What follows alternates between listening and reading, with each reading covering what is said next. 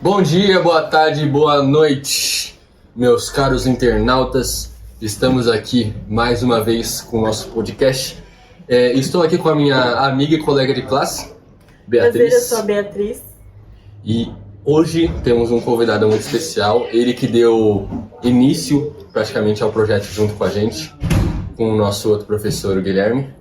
E queremos que o senhor se apresente. Muito bem, boa tarde. É uma alegria estar aqui, né? Faz tempo aí já que estava tentando nos marcar, não deu certo em junho, não deu certo antes, né? Eu sou o professor Lucas Fernandes Dervichian, sobrenome esquisito aí. E realmente, né? Nós começamos aí o projeto, a ideia do projeto em fevereiro, mais ou menos no começo das aulas. E foi muito legal, né? Foi muito legal aí porque o pessoal está desenvolvendo muito bem e eu estava muito ansioso para estar aqui, né? Para poder compartilhar um pouquinho sobre as coisas da minha vida aí, o que vocês quiserem saber aí. A gente vai ter um papo bem legal hoje. Bem da hora. Eu sempre, quando o senhor começou a dar aula, principalmente pra gente, eu sempre me perguntei o que o senhor fez, por exemplo, de faculdade. Porque o senhor sempre começou com empreendedorismo, aí depois a gente foi saber que você dava robótica à tarde, então eu não sabia o que você fez de faculdade, por exemplo. Então, eu, na verdade, até um pouco antes, no ensino médio, eu comecei com técnica em informática, né? Então, eu sou formado em técnica em informática, depois eu terminei muito cedo. Então, uma curiosidade, porque hoje em dia os alunos, eles começam o ensino já com 6, 7 anos, ele tem a idade, e todo mundo que faz aniversário depois do meio do ano entra na faculdade com 18, né? Então, termina o ensino médio com 18, e quem faz aniversário antes do meio do ano termina com 17, né? Tem um esquema lá de data, ou o contrário, alguma coisa assim. Eu sei que eu faço aniversário em outubro e assim, eu fiz aniversário, fiz 17 de outubro e terminei o ensino médio. Então eu entrei na faculdade muito, muito novo. Eu tinha acabado de fazer 17 anos, já estava na faculdade já, né? Então comecei bem cedo, eu fiz ciência da computação. 4 anos aí de bastante estudo, programação, matemática, computação, em todos os níveis. Então desde saber como o processador funciona lá no íntimo dele, até assim, alto nível, inteligência artificial, robótica, um pouco de tudo. E aí comecei a dar aula no meio da faculdade. Mas terminando a faculdade, depois de ciência da computação, eu fui fazer pós em docência no superior para poder dar aula na faculdade, que hoje em dia eu dou aula na faculdade de pós-graduação. E também fiz gestão escolar, então para poder ser coordenador pedagógico, se precisasse. E ano passado, eu comecei e terminei ano passado engenharia de software, que é mais na minha área de programação mesmo, né? Então é uma faculdade, 3 pós-graduações aí, então um copo furado ali, tá uma maravilha. Né? Mas, como a gente sempre pensa, o copo tá meio cheio ainda. Tá meio cheio ainda. Então, no dia a dia, né, é isso. Eu estudei bastante, ainda estudo muito hoje, né? Porque professor nunca para de estudar. E então, assim, mesmo que não tenha mais os cursos da faculdade ainda por enquanto, então eu tô continuando ainda estudando sempre para dar aula, né? E surgiu aí a matéria de empreendedorismo, de fotografia, e foi surgindo até porque quem trabalha com TI tem que saber um pouco de tudo, né? Então, bem geral. É uma história muito interessante isso que você acabou de falar, mas a gente quer saber também como foram suas experiências com as aulas na faculdade com outros alunos. E também uma das histórias mais engraçadas que aconteceu com o senhor na faculdade. Tá, vamos lá. Na faculdade, então eu comecei muito novo, né? Fiz faculdade os 2 primeiros anos de manhã ainda. Então ainda aquela coisa, minha mãe dava carona, meu pai me pegava, ou vice-versa, porque eu tinha acabado de fazer 17 anos. E eu estudava na Vila Maria, que era na Uninove da Vila Maria. Então era um certo rolê, né? E 2 anos foi de manhã e depois os outros 2 anos foi à noite. Eu já tinha carro, já ia dirigindo e tal. Assim, a minha relação com os alunos foi sempre bem parecida como era na escola. Não sei porquê, eu sempre tive muita facilidade em aprender, né? Em estudar, aprender. E isso também me ajuda muito como professor. Então sempre era o nerd, assim. Sempre era o que tirava nota alta na escola. Nunca tirei nota vermelha na faculdade. Nunca peguei uma DP, nunca tirei nota menos que 7,5. Então sempre era assim, alguém tem dúvida, vai perguntar pro Lucas. Então sempre era o que liderava os trabalhos em grupo, mesmo que eu não escrevia nada. Então o pessoal que escrevia. E eu era sempre a referência da sala do aluno inteligente, vamos dizer assim. Do aluno que ia bem nas notas e ia bem nas matérias. Em relação a isso, também foi a história mais engraçada, que eu quase apanhei na faculdade, porque tinha uma prova de cálculo diferencial integral, uma matéria difícil pra caramba. E assim, eu aprendi aquilo e falava assim, nossa, que óbvio, assim, eu achava muito simples. E aí o professor fez uma prova em dupla, era a prova 1, como se fosse uma prova mensal de vocês. E aí fui lá, fiz, desenvolvi. Aí tinha um que era a parte diferencial integral, acertei todas tranquilo. E tinha uma que era simplificação de equação. Você aplica uma função, uma equação, tem que simplificar. Só que eu tava tão empolgado com a prova que eu primeiro fiz toda a conta, depois eu simplifiquei e não consegui chegar no resultado. Porque o certo era simplificar antes de multiplicar. E eu tirei 7,5, que valia 2,5 pontos cada exercício. E eu fiquei meio chateado. Falei, caramba, 7,5, né? E na faculdade, as notas é assim, a gente já sabe as notas, não é igual a escola que... Não é igual a escolas, por exemplo, que a gente não sabe as notas. A gente vai lá, tem um totem, eu pego lá, clico, vejo as notas e falo, opa, legal, tirei tanto. Aí eu fui lá, no outro dia de manhã, lá, mó feliz, tirei 7,5. Falei, caramba, triste, né? Falei, putz, tirei 7,5, não acredito, entrei na sala. E aí o pessoal foi chegando, chegou minha dupla, falei, tiramos 7,5. Ele, nossa, que bom. Falei, mais ou menos, né? Não fiquei feliz. E aí começaram a chegar, e o pessoal com uma cara meio triste, assim, falei, o que aconteceu? Quanto você tirou? 2, 1, 3, 5... E aí eu comecei a falar, melhor não falar mais a minha nota, né? Senão alguém vai me bater, que o pessoal começou a ficar com raiva de mim.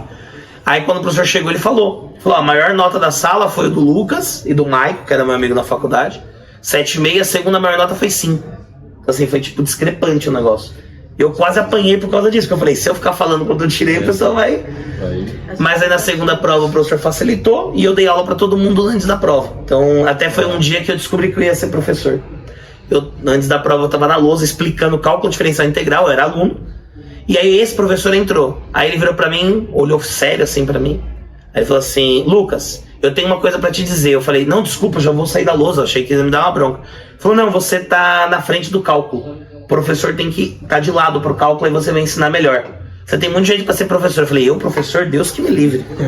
Hoje eu tô aqui 12 anos depois. Mas assim, esse professor marcou muito, né? Assim, o que foi o pontapé pra você estar aqui hoje? Também. Já começou no ensino médio, que uma professora de física também me falou a mesma coisa, mas foi um dos pontapés também na faculdade. De ter me mostrado assim, né? Que, o professor tem que dar aula desse jeito. O senhor falou dessa matéria que ela era muito difícil. Qual seria a matéria que o senhor mais gostava, assim, de aprender, tanto na faculdade ou quanto na escola? Na escola, matemática e física, de longe, assim. Física, principalmente. Eu gostava muito de física, porque tinha a ver com interpretação, cálculo mais simples, né? E até também uma questão engraçada é porque a professora me entregava a prova por último, me isolava da sala, sozinho eu ficava, e eu era o primeiro a terminar. Aí ela olhava e ficava me desafiando. Ela falou, se você errar um, eu te dou -2. Se você acertar todos, eu corrijo na hora. Eu falei, tá bom. Aí ela acertava, eu corrigia todos, acertava todos. Então era bem divertida a relação. Mas o que eu gostava mesmo na faculdade era programação. Gostava muito de programação. Assim, era uma matéria que eu me dava bem, então eu desenvolvia muito bem. E cada semestre tem uma matéria preferida. Então alguns foi programação. E nos últimos também foi robótica. Que na época, já uma curiosidade, vocês do Fundamental 2 Ensino Médio, vocês usam o EV3, né? Sim. Na época que eu estava na faculdade, era que estava saindo um tal que chamava NXT e estava virando o EV3 de vocês. Só que a gente não programava um programinha de arrastar, colocar númerozinho. Era linha de código em tela preta. E eu lembro que era desafio, então cada aula valia um ponto. Eram 10 aulas valendo ponto, 10, 20 aulas valendo ponto, valia meio ponto. E era o desafio, tem que coletar isso e fazer isso. A gente tinha que montar o robô, montar as garras e programar tudo em linha preta. Era a matéria mais divertida. E aí a faculdade era sacana, colocava essa matéria na sexta-feira à noite. Porque todo mundo queria vazar da faculdade, mas a matéria era legal, então o pessoal ficava. Eu sempre tive essa dificuldade na parte de programação de continuar. Sempre porque chegava um momento que ela ficava maçante, que ela ficava chata. Então, como que o senhor falaria para alguém que gosta de programação, mas chega nessa parte maçante? Para a pessoa continuar, como que você acha? Maçante em que sentido? Maçante no sentido de estar difícil de prosseguir? Ou você já aprendeu o que você tinha que fazer e agora não tem mais desafio? Não tem mais desafio, por exemplo. Tá. Isso acontece muito comigo, porque dando aula, querendo ou não, eu já sei a resposta de todos os desafios. Então, que nem eu vou dar aula lá, eu quero um verificador de CPF. Na minha cabeça já está resolvido. E eu só vou orientando os alunos. Então não é desafiador para mim. E tem realmente um momento que você fica meio, putz, tá chato, né? E aí eu descobri 2 métodos de resolver o problema. O primeiro é aprender outra linguagem. Você pega tudo que você aprendeu, por exemplo, em C#, que é a linguagem que eu aprendi, gosto muito da aula até hoje, e comecei a fazer tudo em Python. Então, para dar aula, comecei a dar aula de Python e me desafiava a responder o exercício em Python. Então, eu aprendi Python. Aí agora, por exemplo, eu quero aprender COBOL. Então, tudo que eu sei de Python ou de C# eu vou aprender em COBOL. Então, eu mudo a linguagem. Isso é um ponto. O segundo ponto é tentar ir mais a fundo. Só que ir mais a fundo você vai precisar de servidor, vai precisar de banco de dados. Você começa a misturar muita coisa que fica um pouco mais complicado. E aí, no geral, eu descobri um outro método muito legal, que foi o seguinte: eu comecei agora no meu Instagram e no meu TikTok, inclusive depois vocês colocam o link, tá, na descrição, que é o professor Lucas Dervichan, tem o TikTok e o Instagram, que eu tenho um desafio de 100 dias. Então eu peguei uma lista de 100 exercícios de programação de um professor lá, Gustavo Guanabara, e eu gravo vídeo por vídeo resolvendo a programação em Python. Posso confessar que até hoje metade dos exercícios foi assim, simples, porque era um que eu já tinha feito, algum parecido. Mas tem alguns exercícios que eu falo, caramba, tem que quebrar a cabeça para resolver, que é um desafio que eu nunca pensei. E aí se torna divertido. Se torna divertido, começa você a se motivar de novo. E a ideia é, terminei em Python, vou começar em outra linguagem, para me desafiar de novo. E a parte difícil, assim, quando você tentar, tipo, tá muito difícil, principalmente todas as matérias. Quando fica difícil, às vezes muitas pessoas desistem de aprender. Perfeito. É isso não só na programação, mas eu acho que em tudo na vida. Química, física, biologia, ciências. Tem uma hora que você fala, putz, tá difícil de eu conseguir. A minha dica, que eu sempre fiz na minha vida, é tentar simplificar. Eu lembro até hoje que para resolver multiplicação, e até hoje eu faço isso, eu aprendi um jeito de simplificar a multiplicação. Então na época na aula de multiplicação no ensino quarto ano lá, quinto, eu não decorei a tabuada. Eu sabia resolver a tabuada por decomposição. Então, por exemplo, vamos lá. 8 vezes 4. Então eu não vou lá, 8 vezes 4. Não, eu pego. Então 8 vezes 4 é 4. Então 8 e 8 é 16, 16 e 6 é 32. Eu descobri isso com 9 anos de idade, eu resolvi desse jeito. Eu faço isso até hoje. Então, é um jeito muito legal. E eu sempre falo que tudo na vida, se você tentar descobrir um jeito diferente de fazer aquilo, fica mais fácil. Você descobre um jeito seu de aplicar aquele conhecimento, de aprender de um jeito diferente. Seja decompondo na matemática, seja em geografia naquela aula de fuso horário que dá maior confusão, eu descobri que eu alinhava a zero e depois eu ia pro outro lado, em vez de fazer um positivo com um negativo que era mais difícil. Então, esses tipos de coisas são gatilhos mentais que te ajudam a resolver os problemas difíceis da vida. Então, simplificar as coisas. Simplificar as coisas. Quanto mais simples, a ideia é mais prático. E até quando eu dou aula de programação, eu falo, gente, vocês criam programação enorme. Simplifica, faz o básico, depois você implementa mais coisa. E aí isso fica mais fácil de viver. Deixa tudo bem mais leve, né? Sim, tudo bem mais leve, sem estressar tanto, é muito bom. E para uma pessoa que quer seguir a carreira como você, qual conselho você daria? Bom, assim, eu falo que dar aula é maravilhoso. Se a carreira é assim, essa parte de professor é simplesmente maravilhoso. É a melhor coisa que eu fiz na minha vida. Hoje eu sou plenamente feliz, tanto é que eu não trabalho. Eu brinco que eu não trabalho, eu dou aula. Porque dar aula pra mim é muito além de um trabalho, né? Então assim, poder me divertir, aprender, conhecer pessoas novas, estar sempre atualizado. Então particularmente é uma coisa que eu gosto muito. É uma coisa que eu nasci pra ser. Mas alguém que quer ser professor, depende do nível que quer ser professor. Então, por exemplo, você quer ser professor, você gosta de ensinar. Primeiro, muita gente tem preconceito com o professor. Fala, professor ganha mal. Mentira. Não ganha o que deveria ganhar. Mas para ganhar bem tem que trabalhar muito. Então, se você trabalhar muito, você ganha bem. Por que eu digo isso? Toda profissão na vida, você tem que trabalhar para ganhar dinheiro. Não existe, é fácil. Nada é fácil. Nada é fácil. Fácil só você ganhar na Mega Sena e colocar o dinheiro para investir e alguém fizer para você. Então assim, por exemplo, jogador de futebol, para fazer sucesso, tem que jogar muito. Tem que treinar. Tem que treinar. Para fazer diferente, para ser melhor. Um advogado ganha bem, mas tem que atender 10, 15 processos por semana. Médico ganha bem, mas tem que fazer vários plantões ou ter 2, 3 clínicas para ganhar dinheiro, para ganhar bem. Então, qualquer profissão, se você se dedicar bastante, você ganha bem. Você consegue ter um bom salário. E claro que o salário para mim é secundário em relação ao meu prazer de dar aula.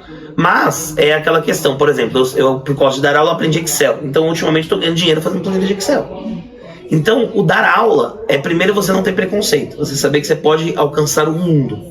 Segundo, você saber que você vai mudar a vida das pessoas para sempre. Terceiro, saber que você vai viver para sempre. Você nunca vai morrer. Porque um dia, um aluno seu, vocês, vão contar para os filhos de vocês que fizeram essa entrevista, que vai contar para os netos. Então daqui a 100 anos alguém vai lembrar de mim. Então eu sei que eu vou viver para sempre.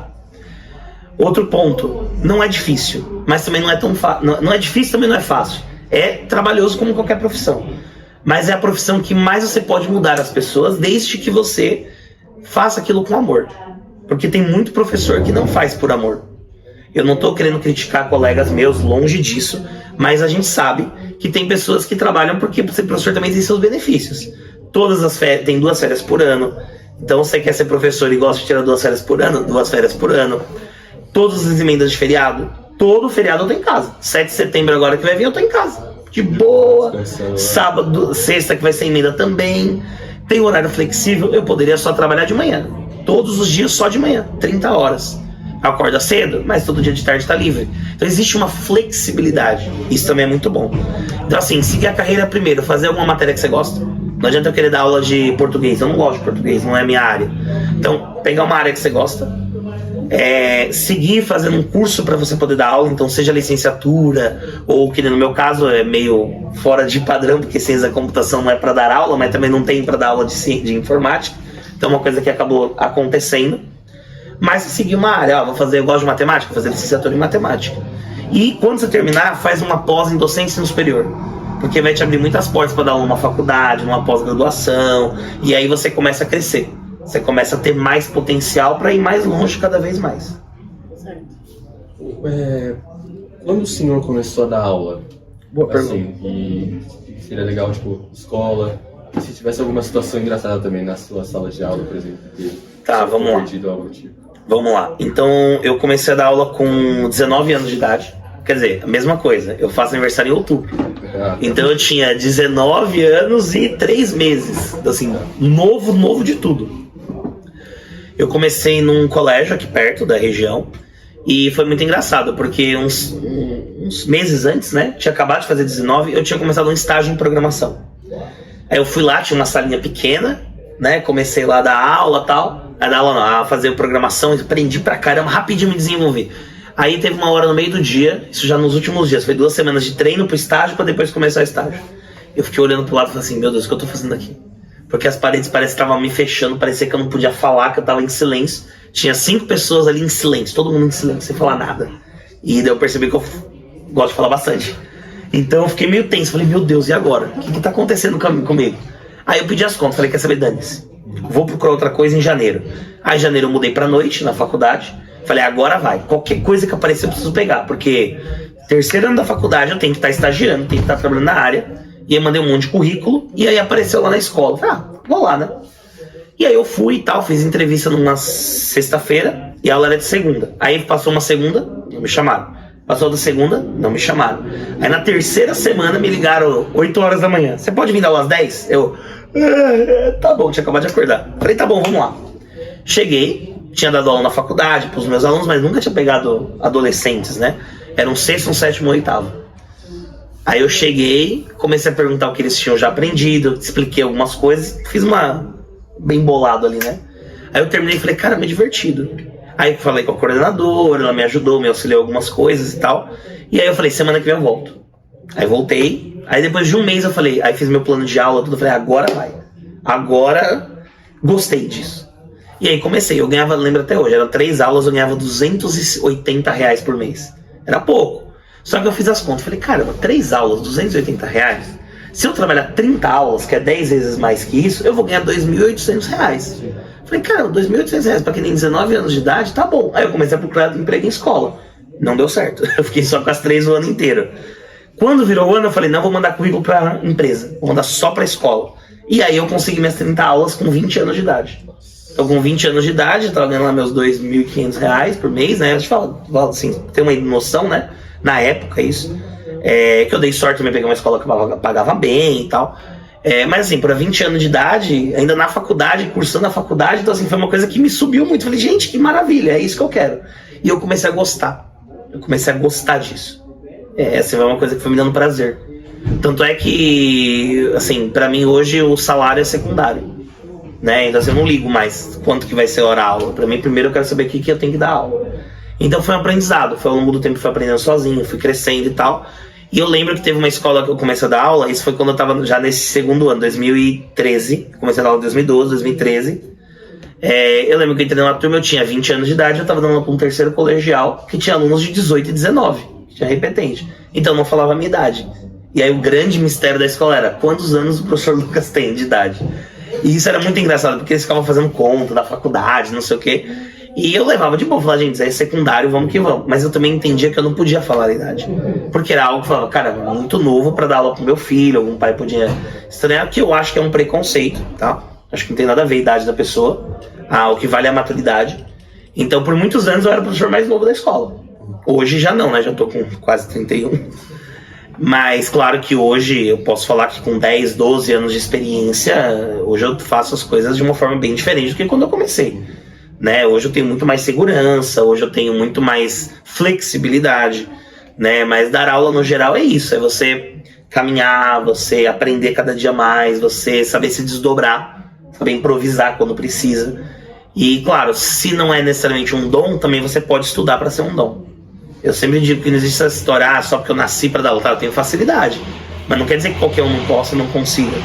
Desde que você se dedique. Então, aprender a apresentar trabalho, aprender a não ter medo de público, aprender de que você está aprendendo mais do que os alunos, né? E isso, assim, foi o que levou na minha carreira, né? Atualmente, eu acabei dando aula de muita coisa diferente. Então, isso eu acho muito legal. Porque, assim, hoje eu dou aula de empreendedorismo para vocês, dou aula de robótica aqui, mas, né, de Fund 1. Em outra escola, dou aula de robótica do Fund 2, que vocês têm, né? Eu dou aula de programação de Arduino, dou aula de fotografia, dou aula de programação, de desenvolvimento de sites. É tudo, aula de tudo. Um pouco de tudo, né? E assim, foi uma formação básica que eu fui aprendendo. E assim, às vezes vem assim e fala assim, você quer assumir uma aula de, sei lá, mercado de trabalho? Putz, eu tenho um conhecimento aqui, vamos. E aí eu vou estudar, vou preparar a aula. Na faculdade eu enfrento muito isso. Eu dou aula na faculdade e é incrível. Todo semestre meu coordenador ele me dá uma matéria diferente, às vezes uma matéria que eu já conheço, que eu já dei aula, e uma matéria normalmente nova, e eu vou montando as aulas, vou aprendendo, vou crescendo e vou desenvolvendo a partir daí. É muito legal, dar uma faculdade é maravilhoso também. Uma última pergunta, antes da gente ir para as perguntas que... É porque eu falo muito, eu sei. Não, mas como o senhor adaptou o seu horário? Tipo, você trabalhava muito, senhor, depois que o senhor passou de 3 aulas para 30 aulas semana. Foi puxado. Como que o senhor se adaptou a isso? Isso é um desafio até hoje. São 12 anos com essa luta. Porque assim, por exemplo, hoje eu trabalho todo dia em 2 lugares. Então, por exemplo, hoje eu vim de uma escola lá de Bom Sucesso, correndo, dei 2 aulas lá, venho correndo, tem 1 hora para chegar aqui. Então, essa adaptação a gente faz normalmente em janeiro, quando a gente está montando horário de aula, né?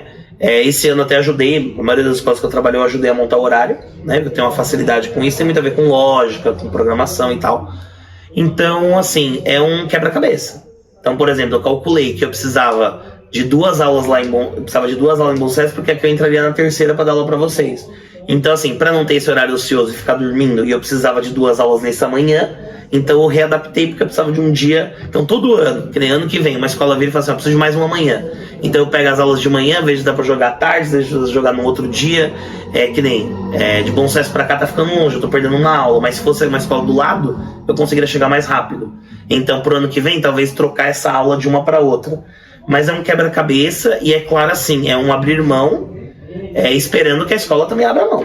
Então, por exemplo, eu abro mão de um horário para ajudar a escola abre mão de um horário para me ajudar. Então, eu não posso, por exemplo, eu falo, preciso da terça-feira de tarde. Tá, mas na quarta eu preciso de você aqui. Então, uma mão lava a outra. Né? Isso é sempre um bom senso. Isso vale para todo professor que trabalha em mais uma escola.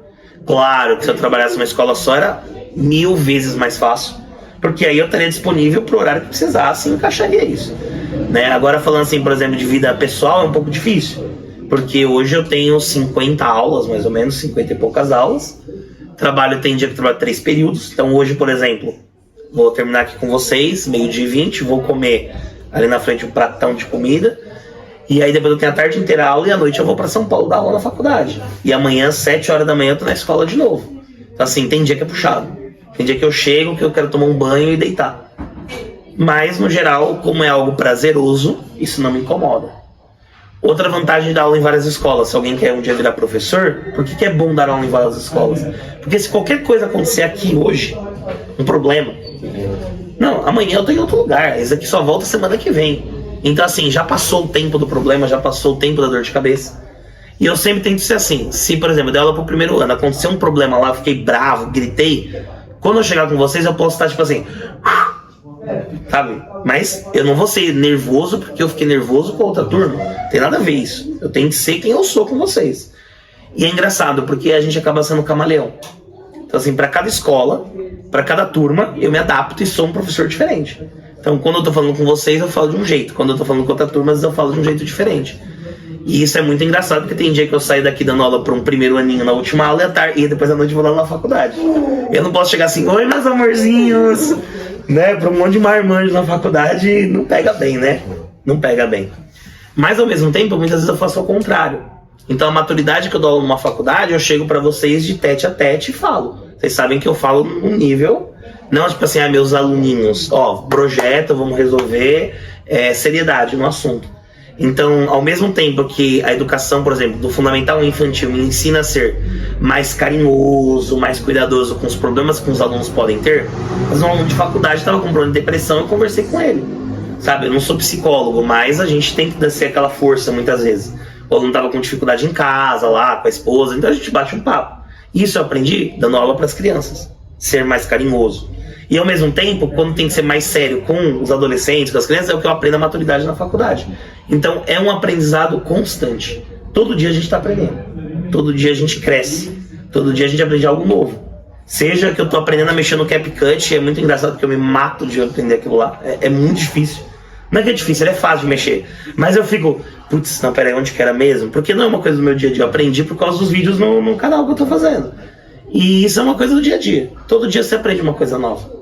Todo dia é um desafio novo. E uma coisa, outro assunto, né, que é interessante da minha metodologia de aula é que assim, eu não trago nada pronto. Por exemplo, eu sei o que eu vou dar aula para vocês, mas se tem que resolver um problema, que nem ano passado a gente fez aquele que era das palavras que se ligavam. Então eu trazia o problema para vocês que tinha na apostila, trazia o problema que tinha já preparado, mas quando eu vou fazer para dar exemplo, eu gosto de um desafio que eu nunca fiz, porque eu vou quebrar a cabeça para resolver. Então, por exemplo, se eu fosse professor de matemática, eu daria o exemplo da apostila e faria um exemplo com números que vocês dissessem. E eu me desafiaria a resolver. Eu faço isso até hoje na programação. Porque eu mostro pro aluno que dá errado. Programação é assim, nunca dá certo, de primeira. Então, eu programo, dando erro mesmo. Professor, você errou? Eu falei, sim, errei. Errei porque eu tô aprendendo. E eu ensino como resolver o problema. Então, a aula se torna mais vivência do mundo real. E não só a aula é isso, bonitinho, tá aqui o conteúdo, porque se apresentar o conteúdo que tem ali pronto, a gente nunca erra. E eu gosto desse desafio. Então eu vou dar aula de banco de dados, eu falo, me fala uma loja, que você foi ontem. Eu fui no pet shop, beleza, hoje a aula vai ser sobre pet shop. Sim, absoluto nada. E surge uma aula incrível, porque essa dinâmica é diferente. Isso é uma coisa que também eu aprendi com o tempo, com a experiência. E isso é o que eu passo pra frente, porque se outros professores aplicarem essas técnicas, também são coisas que podem melhorar cada vez mais a educação. Porque no geral eu acredito que o melhor caminho para mudar o mundo é a educação. Senão, de longe. O que mais você vai me perguntar? Vamos lá, falo muito, né? Meu Deus. Pode fazer as perguntas se você Se deixar vai ser umas 3 horas de podcast hoje. Bom, temos aqui umas perguntinhas no Instagram também. Beleza. O Heitor perguntou, professor Lucas, qual foi o momento mais difícil da sua vida? Pessoal ou profissional? Profissional. Vamos falar os dois também, não tem problema. Profissional. Profissional foi um erro que eu fiz de escolha na minha vida. Eu tive uma oportunidade de trabalho, abracei ela e me arrependi muito. Vou tentar explicar melhor. Eu dava aula numa escola, aí eu pedi as contas de Isso foi um processo, foi um erro atrás de outro. Então eu dava aula em 3 escolas, isso lá em 2013, 14. Uma escola aumentou muito as aulas. Aí eu fui lá e pedi as contas de uma outra. E aí no outro dia a outra me mandou embora. Porque não ia ter mais informática, a escola ia mudar, ia tirar o projeto de informática. Ou seja, eu tinha várias aulas em 3 escolas, e aí eu assumi uma só, pedi as contas em uma que não deveria, e me mandaram embora na outra. Esse foi o primeiro erro. Aí no meio do ano eu recebi uma proposta para ser coordenador pedagógico de um curso de informática numa escola. Porque a coordenadora até então era uma escola de curso técnico. A coordenadora até então, ela tinha sido afastada por uma cirurgia bariátrica que ela tinha feito. E eu ia assumir o lugar dela, mais ou menos por aí, né? Assim, eu ia entrar primeiro como mentor do curso de pós-graduação, depois eu ia acabar virando coordenador, então foi todo um processo, né? Foi um caminho. O que aconteceu? não deu certo.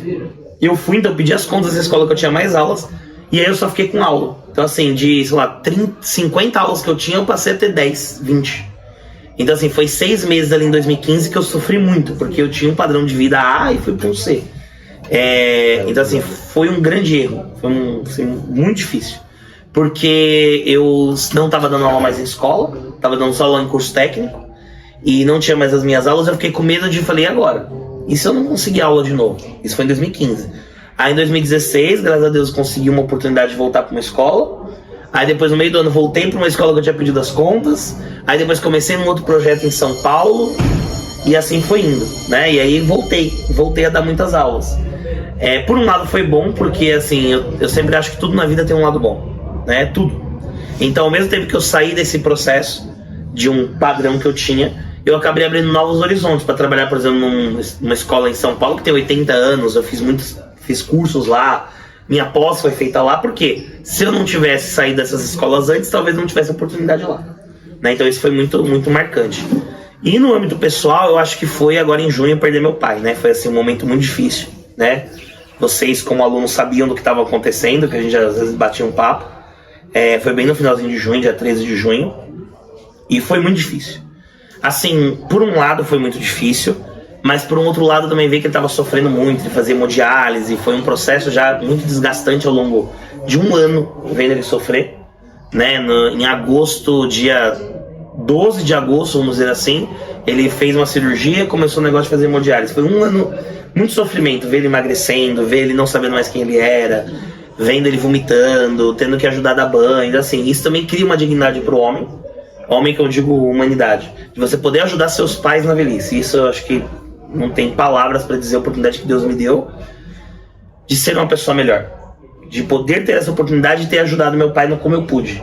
Mas eu sei também que ele descansou, eu sei que ele não aguentava mais, ele não queria mais, e o que eu tenho de ensinamento da minha vida para isso que passou foi que é difícil, cada um vive o seu luto de uma forma. Então eu passei de uma forma, a minha mãe passou de outra, a minha esposa passa de outra forma. Deus ele coloca de uma forma para cada um, né? Eu acredito que tem uma força para cada um vive de uma forma e se completa quando você precisa. E ao mesmo tempo eu pensei, o que eu tenho que fazer agora da minha vida? Eu aprendi que eu tenho que seguir os passos do meu pai. E foi muito interessante porque coisas que a gente nunca imagina da pessoa, a gente descobre muitas vezes ali no caixão, no velório. Porque muitas pessoas que trabalhavam com ele apareceram lá e falaram como ele era no trabalho. Que ele era uma pessoa que tinha soluções miraculosas, que ele era uma pessoa que ensinava todo mundo, que dava oportunidade para outros, que ele pegava qualquer um que estava aprendendo ali a profissão e ele ensinava a pessoa. E eu falei, caramba, então ele era um professor, como eu sou. Então eu sei que eu estou seguindo os passos dele, mudando a vida das pessoas. E é isso que me dá força também para seguir a cada dia, né? Não é fácil, vou falar, não é fácil. É um momento que muitas vezes está dirigindo, vem um pensamento na cabeça, mas tem que ter força, né? Seguir em frente. E é isso aí. Eu acho que fácil não é, mas não é fácil, nunca vai ser. Mas a gente segue firme e forte aí e graças a Deus tô bem. Uma coisa que eu vejo o senhor postando muito, falando muito no Instagram, é sobre Star Wars. E o Alex, do segundo ano, nosso amigo, ele perguntou se existe um filme melhor que Star Wars. Vixe, essa pergunta dá briga. Porque... Se eu responder essa pergunta, eu tenho medo de alguém me bater quando eu sair daqui, porque pra cada fã tem um filme. A minha resposta é sim, pra cada fã tem um filme. Pra mim todos são maravilhosos. O Han Solo é meio fraquinho, mas pra mim todos são maravilhosos, né? Então, por exemplo, eu gosto muito da trilogia prequel, que é 1, 2 e 3, porque foi que eu cresci vendo. Eu sempre digo, quem tem mais de 40 anos gosta da primeira, 4, 5, 6. Quem tem 30, 20 e poucos gosta da 1, 2 e 3. E quem tem menos que isso gosta do 7, 8 e 9. Porque é o que cada um cresceu vendo. Quem tem idade hoje mais jovem gosta de Mandaloriano. Porque, assim, não que é uma regra, mas é o tempo que você tá acompanhando aquilo. Time de futebol é a mesma coisa. A cada 3, 4 anos surge uma geração de torcedores por causa de um time que brilhou. Hoje você tem muitos jovens santistas por causa do Neymar. Você tem um pouco mais velho por causa do Robinho. Você tem pessoas mais idosas por causa do Pelé. São Paulo, a mesma coisa. Eu sou de 93, eu sou São Paulo por causa disso. Mas, no geral, no filme de Star Wars, eu gosto muito, assim, da trilogia prequel, mas pra mim o 3 é uma obra de arte. Assim, aquelas lutas bem coreografadas. Aquela luta final do Obi-Wan com o Anakin no meio da lava, com aquela trilha sonora, aquilo ali pra mim me arrepia, assim, é uma obra de arte. E claro, o filme 5 também da trilogia clássica, que é o Império Contra-Ataca, que assim, que é onde o Darth Vader mostra, eu sou o Darth Vader. E também a clássica, né? Eu sou o seu pai, né? Então assim, esses pra mim são sensacionais. O senhor tem, por exemplo, alguma outra trilogia ou outro filme que o senhor gosta? Olha, filme, Star Wars pra mim é acima de tudo, assim, né? Eu gosto muito dos filmes da Marvel. Gosto, assim, mas confesso que depois do ultimato lá do Eu Sou Homem de Ferro, não assisti mais nada. Não, nem assisti. Eu nem assisti. Eu nem assisti, porque assim, eu fiquei traumatizado, que é o meu personagem favorito. Eu sou o time Homem de Ferro, desculpa, meu time é Homem de Ferro. Nossa, porque eu chorei. Né? Por que eu sou Homem de Ferro, sabe por que eu sou Homem de Ferro? Porque ele me prova que eu posso ser um herói. Realmente. É só ter dinheiro. Qual que é seu poder? Dinheiro. É a mesma coisa que o Batman, né? O Batman é a mesma coisa. O Batman ainda tem que saber lutar um pouco de Kung Fu ali, né? Mas é só ter dinheiro. Dinheiro e inteligência. Então, gerou. Final, fechou. É ótimo. Outra trilogia que eu gosto muito, assim, os filmes do Senhor dos Anéis eu acho legal, os filmes também do Harry Potter eu acho legal, mas nada assim que me apaixona. Uma coisa que eu gosto, assisto várias vezes também é os filmes da Pixar. Nossa, Pixar pra mim é uma obra de arte. Carros, por exemplo, eu assisti de novo hoje, ontem. Não, Carros é incrível. Eu peguei nas férias e fiz uma maratona. Eu assisti todos os filmes na sequência. Desde Toy Story até os mais atuais, né? Pra me preparar pra assistir Elementos. E eu acho muito legal, sim, porque tem todo o negócio que falam da teoria por trás e tal. Então, é uns filmes que eu gosto muito. Mas eu gosto muito de animação também, né? Então, assim, Madagascar, Era do Gelo, desenhos de animação.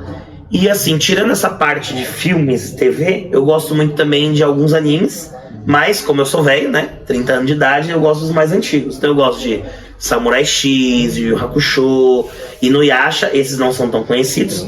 E claro, eu gosto dos dois mais conhecidos da época, que é o Cavaleiros do Zodíaco e Dragon Ball, né? Assim, Dragon Ball pra mim é uma obra-prima. Então, Dragon Ball eu não gosto muito. Pra mim não tem desenvolvimento de personagem. Eu acabo, assim, tem desenvolvimento físico, né?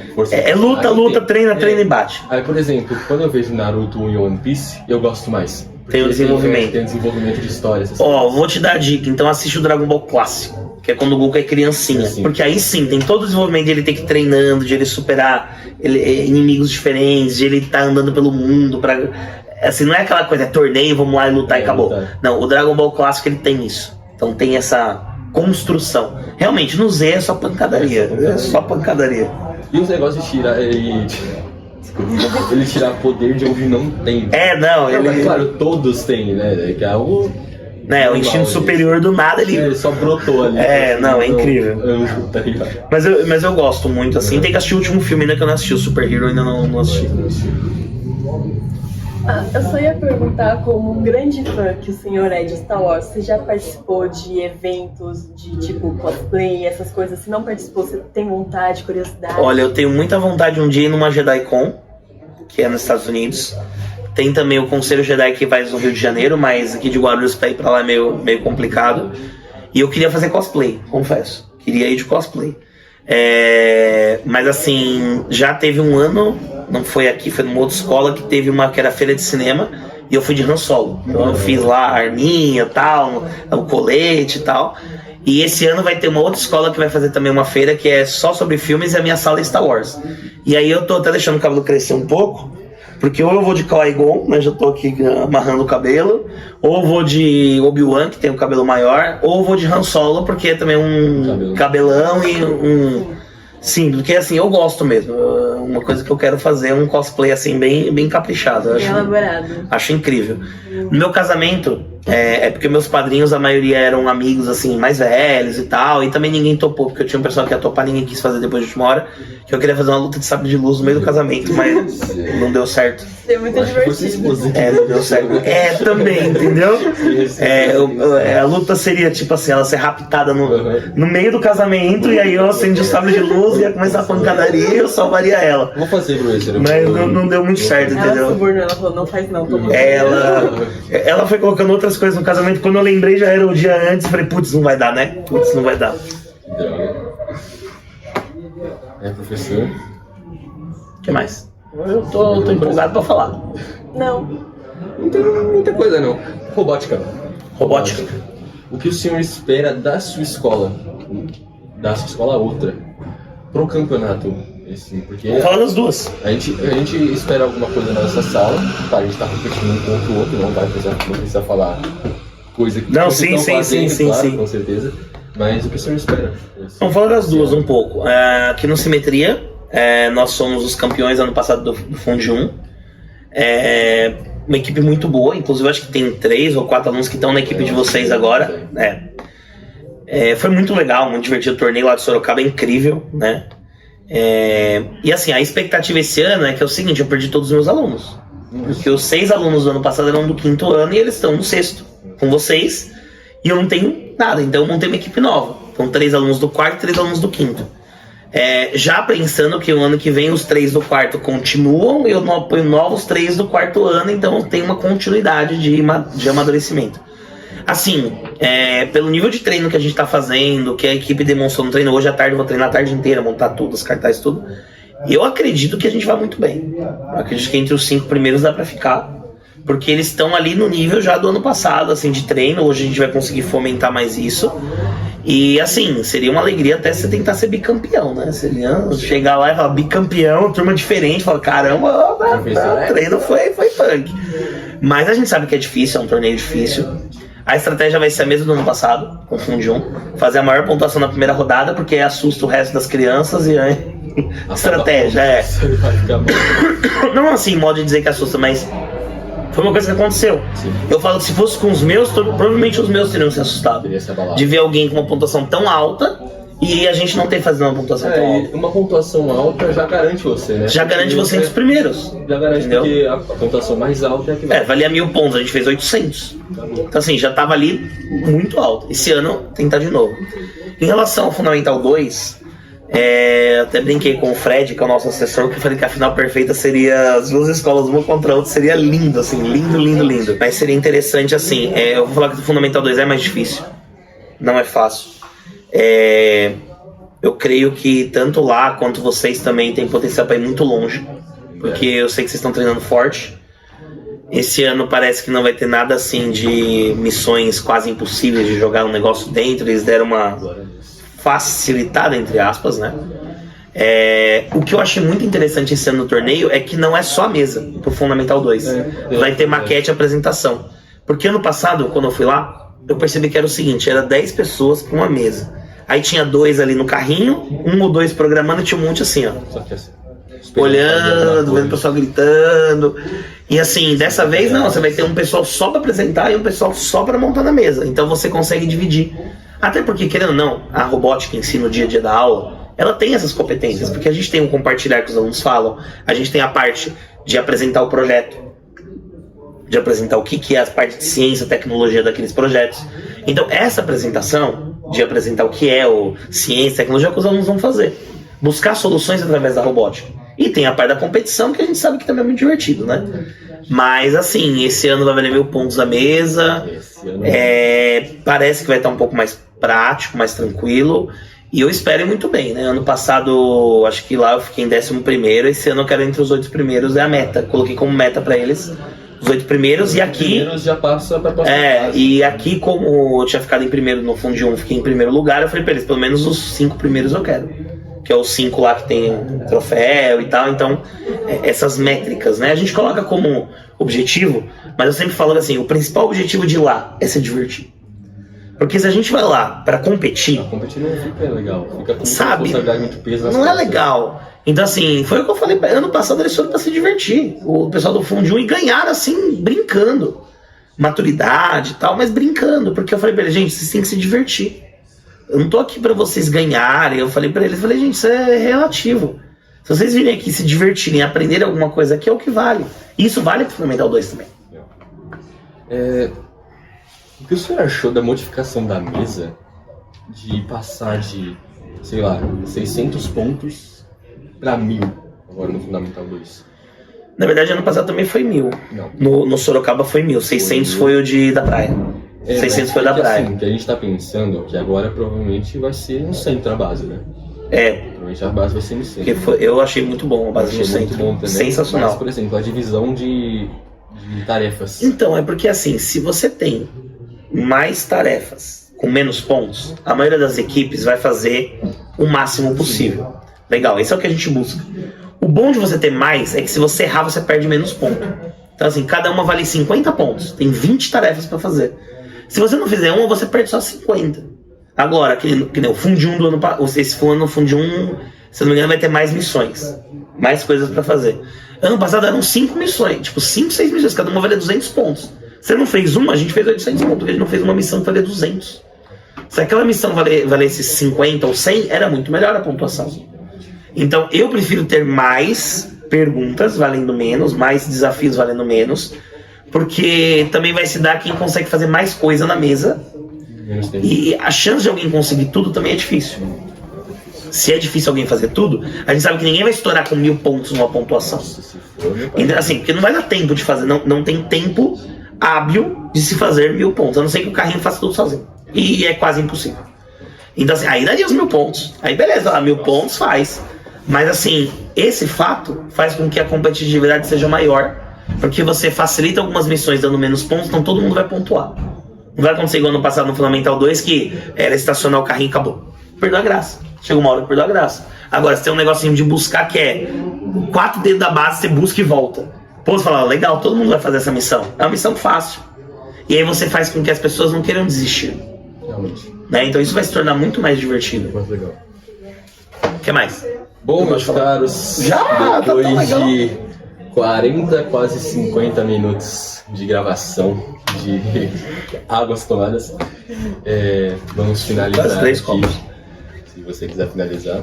Quer que eu fale alguma coisa antes da gente terminar? Não, vou falar as redes sociais então.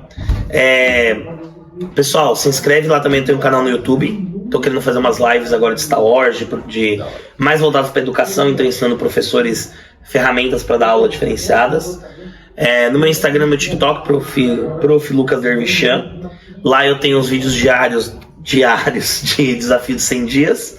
E também algumas coisas de Star Wars. Às vezes eu faço uma chamada, faço um stories, alguma coisa. E também quando eu faço alguma dinâmica com os alunos também eu posto lá. Então é meio que assim, o meu dia a dia, né? Eu tenho múltiplas coisas que eu gosto ao mesmo tempo, eu tento colocar lá. Então me sigam lá também, dá uma força, né? Eu tô precisando de 1000 inscritos no TikTok para fazer live, porque eu quero fazer live no TikTok e no Instagram, então puder ajudar lá, agradeço.